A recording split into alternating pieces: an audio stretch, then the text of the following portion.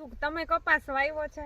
કપાસ વાવ્યો એના માટે ખાસ વાત છે કે માવઠું પડ્યું અને ઠંડો વરસાદ પડ્યો. ઠંડો વરસ એટલે 8-10 દિવસનો તડકો જ નહોતો અને ઝરમર જે ઠંડો વરસાદ પડ્યો એના હિસાબે કપાસની અંદર નુકસાની છે. બધા પાકમાં તો છે જ ઓલરેડી, પણ કપાસની અંદર કઈ નુકસાની આવેલી છે કે ભાઈ કોઈ પણ વેરાયટી હોય એની અંદર તમે જોવો ને તો પ્રશ્ન આવ્યો છે ગુલાબી ઈયળનો એટેક જે જોવા મળ્યો છે.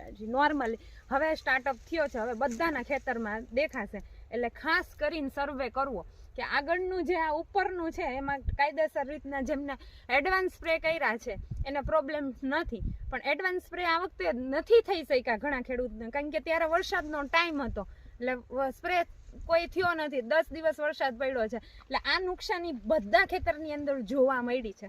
એટલે ખાસ કરીને જે નવા ઉપરના માં ના આવે એના માટે જે ખાસ કરીને ગુલાબી ઈયળનો એટેક છે તો તમે રાઉન્ડ મારજો એટલે ઉપર સારા ખીલી ના આવે. જે આગળના 20 દિવસ પછીના જે બધા છે ને એ ખીલે, પરફેક્ટ ખીલે.